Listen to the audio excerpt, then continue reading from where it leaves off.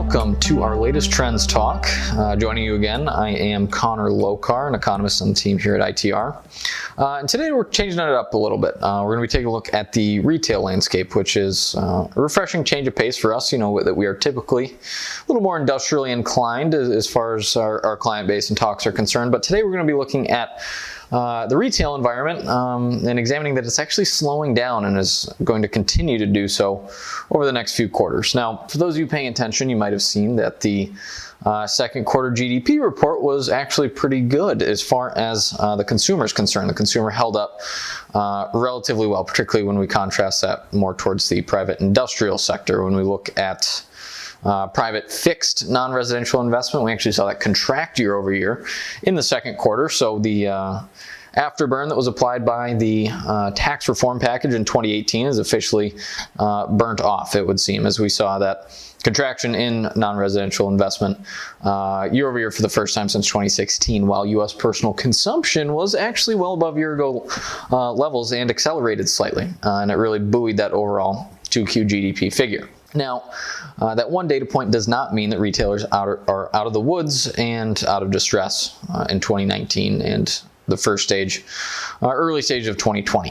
In fact, when we look at deflated retail sales, and for those of you that don't know what that means, deflated just means inflation adjusted. So when we take price increases out of it, looking at a more intrinsic look at growth and overall retail sales, we see retail sales are growing at an annualized pace of 1.5%. Now that is particularly for the U.S. retail environment, that is anemic, flat out. That's the slowest rate of growth that we've seen in 23 months. If we see that tick down further, we're going to start flirting with the slowest since coming out of the Great Recession.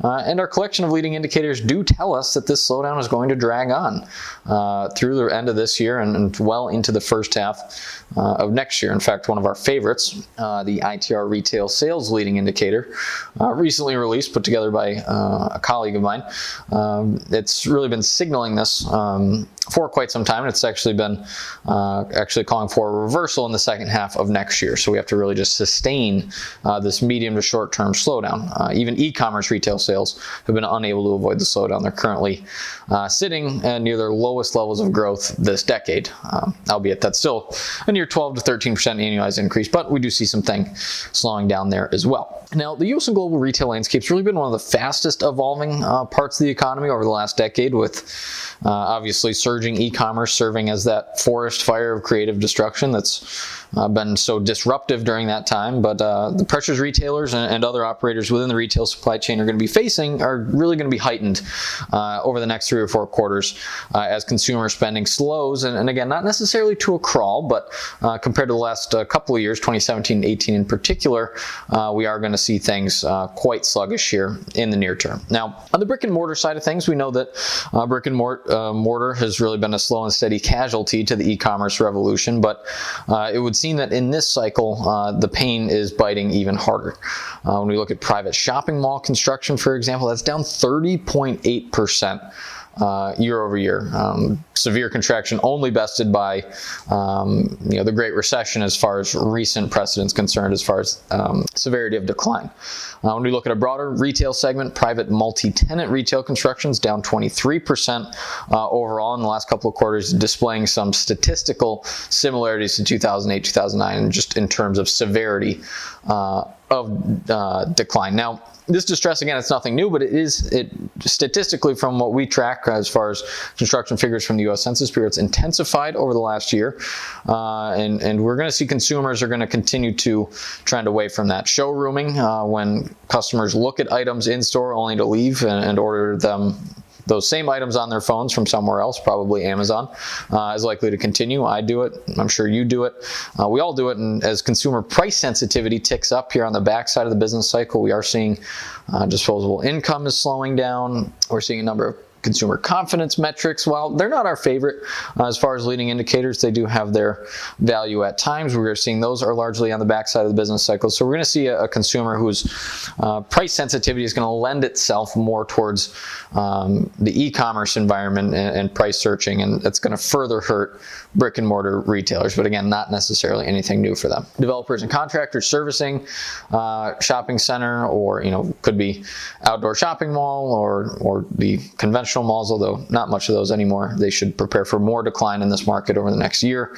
And another option for maybe property owners that do have those underperforming retail assets is maybe using this lull in the cycle, repurposing those locations as distribution and fulfillment centers, converting it to a more valuable asset with an eye to the future. On the inventory side of things, another issue is going to be retailers and OEMs, for that matter, are already dealing with bloating inventories. Retailers are going to want to avoid the trap of tying up all their cash in inventory, as well as saddling themselves with the associated carrying costs of that product as consumer demand ultimately slows down, as it is currently, and will continue to do so moving forward. As we're really going to see inventory turns start to slow down.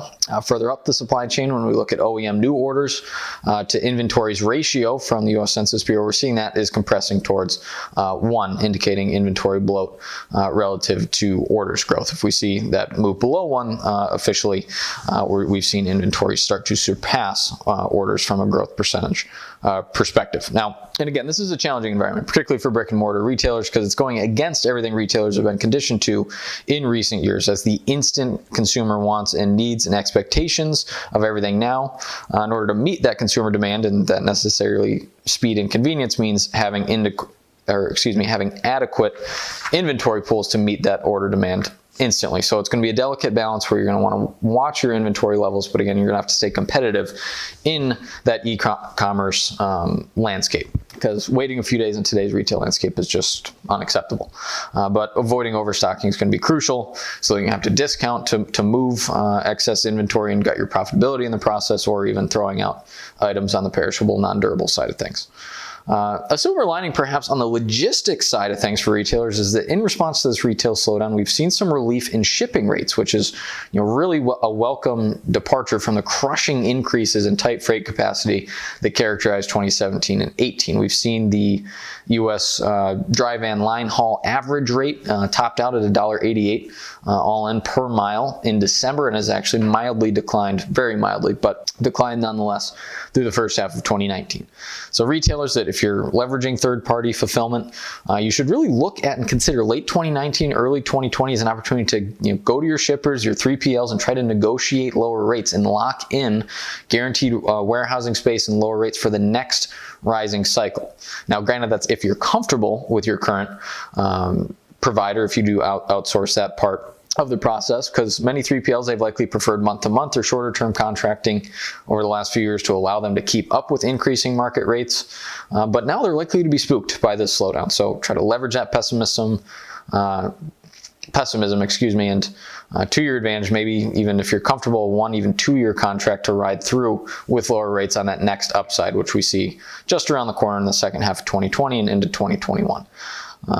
Because again, ultimately, we are expecting it's a continuation of a retail slowdown, not a great recession. So ensure your plan and budget reflects that slowdown activity, not cutting as if you're expecting a repeat of 2008, 2009. But a few of those items that I touched on today are likely to be sensitive points and perhaps a couple of areas of opportunity over the next year or so. I'm Connor Lokar. Thanks for joining.